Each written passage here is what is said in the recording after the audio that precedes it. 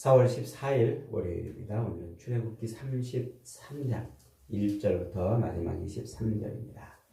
주의 은총을 내게 베푸소서라는 제목입니다. 주의 은총을 내게 베푸소서.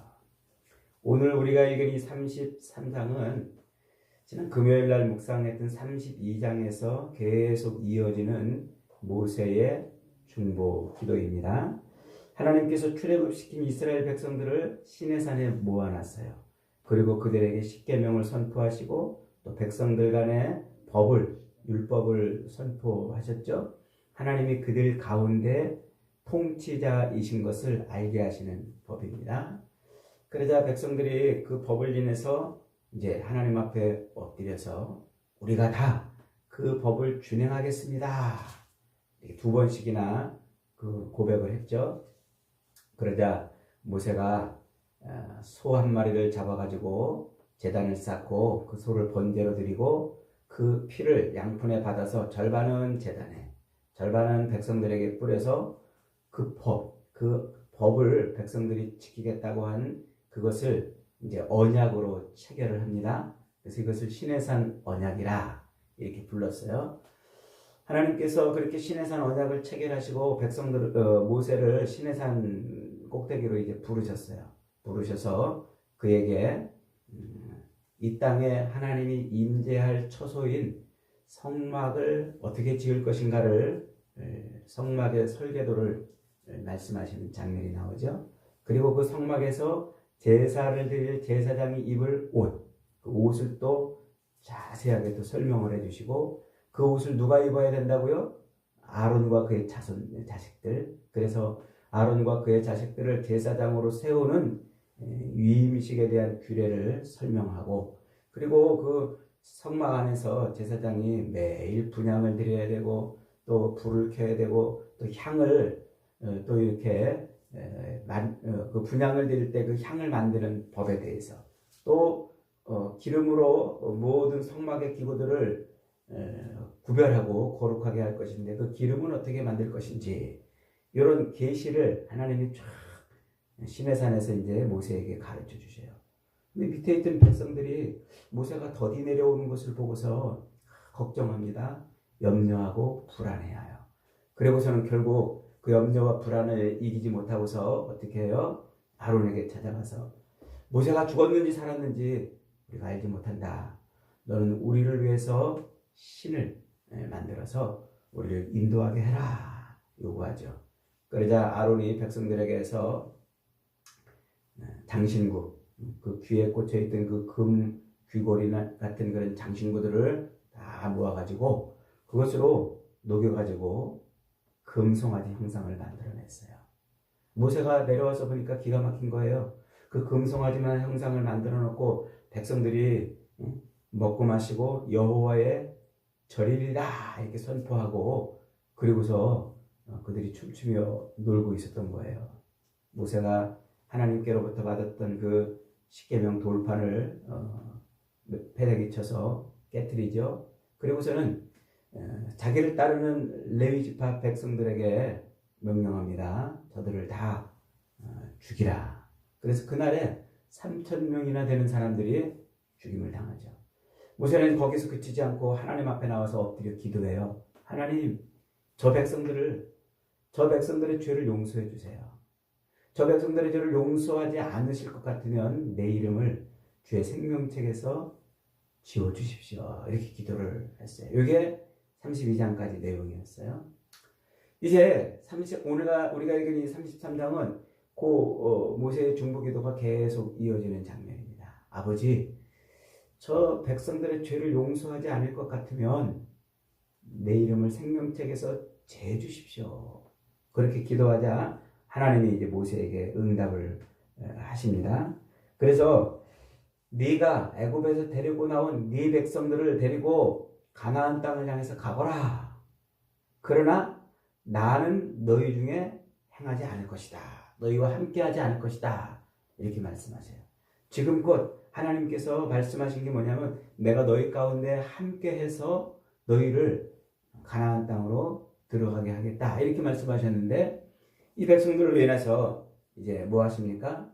내가 너희가 가나안 땅에는 가게 하겠다. 내 사자를 앞에 세워서 가게 하겠다. 그러나 내가 너희들 가운데 함께하지 않겠다. 이렇게 말씀을 하시죠. 그러니까 모세가 하나님 앞에 왜 그런지를 묻습니다. 그랬더니 하나님이 뭐라고 그러세요? 이 백성들은 목이 곧은 백성이라. 목이 곧은 백성이라 내가 한순간에 그들을 진멸할까 염려됨이라. 이렇게 말씀하셔요. 이 목이 곧은 백성이라는 말은 히브리 관용어로 고개를 숙일 줄 모른다. 이 말이에요. 고개를 숙일 줄 모른다. 옛날에 그 농사를 지을 때 그 소에게 멍에를 씌우고 그 다음에 쟁기를 걸어가지고 농사를 짓지 않습니까? 그런데 그 소가 고개를 숙여야만 멍에를 씌울 수가 있는 거예요. 고개를 숙이지 못하면 도무지 멍에를 씌울 수가 없어요. 그러면 쟁기를 걸 수가 없는 거죠. 쟁기를 걸지 못하는 소는 밥만 축내는 소인 거예요. 그 소는 어떻게 해야 됩니까? 할 수 없이 도축을 하고 식용으로 쓸 수밖에 없는 거예요. 그냥 괜히 내비둬서 농사하는데 일하는데 쓸 수 없는 소를 내비둬서 밥만 축내게 할 수는 없으니까 그 소를 결국은 죽여서 식용으로 쓸 수밖에 없는 거죠. 그래서 지금 그 말이에요. 목이 곧아서 아무짝에 쓸모없는 이 그 백성들을 죽일 수밖에 없는 거예요. 그래서 하나님이 지금 모세에게 그렇게 말씀을 하시는 것이죠. 자, 그래서 이제 하나님께서는 그렇게 목이 곧은 백성들을 어떻게 하실 것인지를 이제 말씀하시자 백성들이 그 말을 듣고서는 자기들의 그 몸을 단장하지 않고 그리고 하나님 앞에 엎드려 회개의 표시를 냅니다. 그러자 하나님이 모세에게 백성들의 몸에서 모든 장신구를 다 떼어버리라고 말씀하죠. 그 장신구를 떼어버리라고 이렇게 말씀하시는 이유는 그 금송아지가 어디서 나왔어요? 그들의 몸에 달려있던 장신구에서 나온 거예요. 그래서 우상을 완전히 떼어내는 그러한 삶을 살 것을 요구하고 있는 것이죠. 자, 그렇게 백성들의 몸에 붙어있던 장신구를 다 제하여 버리기를 하나님이 원하시고 모세를 세워서 모세로 하여금 회막에서 따로 만나주세요. 이 장막을 하나님의 성막을 지을 때 하나님은 그 성막을 어디다 두라고 말씀하셨냐면 백성들의 진 가운데 세우도록 말씀을 하셨습니다. 그런데 하나님께서는 그 성막이 아직 세워지지 않은 상태에서 지금 회막이라 칭하고 백성들의 진 바깥에서 모세를 지금 만나 주시는 거예요. 그렇게 회막을 통해서 지금 백성들을 접근하지 못하는 상태에서 모세를 만나는 것은 하나님께서 모세를 누구로 삼으시는 거예요? 백성들의 죄를 용서해 줄 중보자로 삼으시는 것이다는 거예요. 그래서 모세와 어떻게 이야기를 하십니까? 사람이 친구와 이야기하듯 그렇게 대면하여 말씀하시는 거예요. 그러니까 하나님의 은혜가 이 중보자를 통해서 어떻게 나타날 것인가를 좀 보여주고 있는 것이죠. 이것은 나중에 이제 신약으로 넘어오면은 우리의 유일한 중보자가 되시는 예수 그리스도를 대신해서 어떻게 하나님이 우리와 화목한 상태를 이룰 것인가 하는 것을 예표하는 말씀이에요. 백성들의 진 밖에 세워진 회막에는 이제 구름 기둥이 내려와서 하나님의 임재하심이 보여졌어요. 회막으로 들어간 모세는 하나님께 간구합니다. 자신이 하나님의 목전에서 은총을 입은 자라면 하나님, 내가 하나님의 목전에서 은혜를 입었다면 주의 길을 나에게 보이시고 주의 영광을 내게 보이사 이 약한 백성들이 다시 하나님의 백성이 되게 해주세요. 주님 앞에 내가 은혜를 입었다면 이 백성들의 죄를 용서해 주셔서 다시 하나님 앞에 이 백성들을 하나님의 백성으로 삼아달라고 간구를 하는 것이죠. 그러자 하나님께서는 그 모세의 간구를 들으시고 어떻게 하십니까? 그러면 내가 친히 너희들 가운데 함께 하겠다. 앞에 1절에서는 사자를 세워서 그 사자로 하여금 백성들을 이끌어 들어가게 한다고 그랬죠. 그런데 지금 이제 다시 하나님이 어떻게 하셨어요? 뜻을 돌이키사 내가 너희와 함께 하겠다. 동행하겠다고 이제 말씀을 합니다. 그러자 모세가 다시 하나님께 간구합니다. 자신과 자기 백성들이 주의 목전에서 은혜를 입은 줄을 알 수 있는 표징이 무엇인지를 보여달라는 거예요. 그러면서 주의 영광을 보여달라고 그러죠. 18절에 보니까 모세가 이르되 원하건대 주의 영광을 내게 보이소서. 이 하나님은 나는 은혜 베풀 자에게 은혜를 베풀고 긍휼히 여길 자에게 긍휼을 베푸느니라. 이렇게 말씀을 하시면서 모세에게 네가 직접 내 얼굴을 보지 못할 것이다. 보면 너는 죽게 될 것이기 때문에 그렇다. 그러면서 모세를 한 반석 위에 세우죠. 그 반석 위에 세워서 하나님이 그 반석의 틈에 모세를 두시고 그리고 모세 앞에 자신의 거룩함을 보여줍니다. 그러면서 모세가 하나님의 얼굴을 직접 대면하지 않도록 하나님의 등만 보게 만드시는 거예요. 이게 지금 이스라엘 백성들 그 죄로 인해서 죽을 수밖에 없는 목이 곧은 백성이라서 달리 죽음 외에는 달리 처리할 방법이 없는 그 백성들에게 중보자를 세워주시겠다는 말씀이에요. 중보자를 세워주시고 그 중보자를 통해서 하나님을 보는 거예요. 그 중보자를 통해서 하나님 앞에 나가는 거예요. 그래서 우리 인생의 유일한 중보자가 누가 되시는 겁니까? 반석이신 예수님이 되시는 것이죠. 지금 이 장면은 그렇게 구속사적으로 죄인인 우리 인간들이 하나님의 영광을 직접 볼 수 없지만 중보자, 장차 오실 예수 그리스도를 통해서 하나님의 등을 볼 수 있을 것이라고 지금 말씀을 하고 있는 것입니다. 그러니까 죽을 수밖에 없는, 죽는 것밖에는 별다른 것이 없는 목이 곧은 백성이라 아무짝에 쓸모없어서 죽을 수밖에 없는 그 죄인이 하나님 앞에서 용서받고 다시 하나님의 임재와 인도하심을 받기 위해서는 중보자가 필요하다는 것입니다.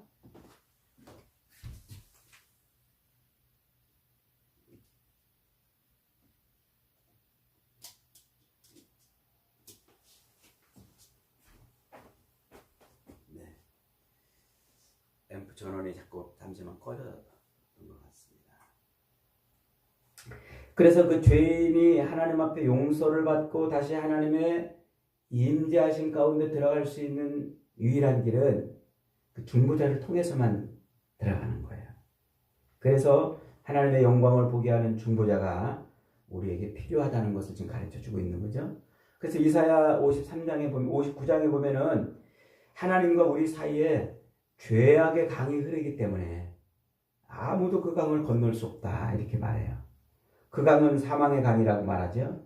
그런데 하나님은 그 사망의 강 사이에 구원의 다리를 놓으신 거예요. 구원의 다리.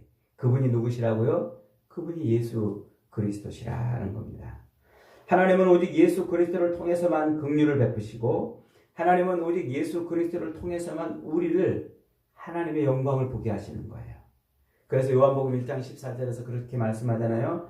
말씀이 육신이 되어 우리 가운데 오심에 우리가 그의 영광을 보니 아버지의 독생자의 영광이요 은혜와 진리가 충만하더라.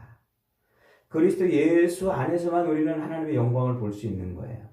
모세가 지금 하나님 우리가 죄 용서함 받아서 그래서 하나님이 다시 우리를 하나님의 백성으로 받아주셨다면 그렇다면 그 표징을 좀 우리에게 보여주십시오. 이렇게 간구하자 하나님이 지금 모세를 반석 위에 세우시고 그 반석 틈에서 하나님의 등을 보여주시면서 지금 예수 그리스도를 통해서 반석 대신 예수 그리스도를 통해서 우리가 하나님의 영광을 보게 할 것이라는 말씀이죠.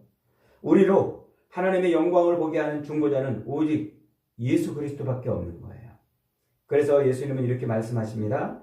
나는 길이요 진리요 생명이니 나로 말미암지 않고는 아버지께로 올 자가 없느니라. 여러분 죄인들은 누구나 하나님의 독생자를 통해서만 하나님께 나갈 수 있는 거예요. 예수님 한 분만이 우리를 예수님께로 인도하는, 하나님께로 인도하는 유일한 안내자이신 것입니다. 그 중보자이신 예수님 없이는 우리는 도무지 하나님 앞에 나갈 수 없고 죽음 외에는 달리 방법이 없는 그런 존재들이 되는 것입니다. 그래서 예수님은 영생은 곧 유일하신 참 하나님과 그가 보내신 자 곧 예수 그리스도를 아는 것이다, 이렇게 말씀하고 있지 않습니까? 예수님 외에는 우리의 구원자가 없고 예수님 외에는 하나님의 영광을 볼 수 있는 길이 없다는 거예요.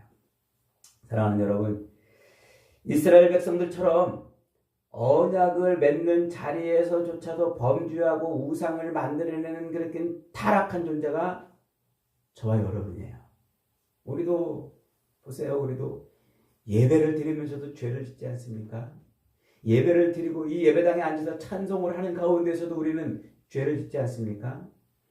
설교를 하는 가운데서도 죄를 짓고 있는 것이 우리 인생들이에요. 그런 타락한 존재가 바로 우리들입니다. 그런 죄인을 위해서 예수님은 스스로 중보자가 되어서 우리를 위해서 간구하셔요. 그래서 요한복음 17장에 보면은 예수님이 우리를 위해서 간구하는 기도가 길게 설명이 되어 있지 않습니까? 9절에 보니까 내가 그들을 위하여 비옵나니 내가 비옵는 것은 세상을 위함이 아니요 내게 주신 자들을 위함이니이다. 그들은 아버지의 것이로소이다. 우리의 중보자 되신 예수님은 하나님의 것인 우리를 단 하나도 죄악으로 죽음에 내지 않으시려고 우리를 위해서 그렇게 기도하시는 것입니다. 여러분, 그러니까 우리는 속지 말아야 돼요. 세상에 그 어떤 것도 우리를 하나님께로 인도하는 중보자는 아무것도 없어요. 누구밖에? 오직 예수 그리스도밖에. 요즘에 종교 다원주의라 해가지고 세상의 모든 종교는 다 하나로 통한다고 그렇게 사람들이 외치고 있지 않습니까? 천주교도 구원이 있고 다른 종교들도 다 구원이 있다, 구원이 있다 이렇게 말합니다. 여러분, 구원의 종교는 오직 하나님과 그의 아들 예수 그리스도를 믿는 것밖에 없어요. 그러므로 하나님께 갈 수 있는 유일한 길인 예수 그리스도만 우리가 붙들고 의지하며 살아야 되는 것입니다. 그래서 사도 바울은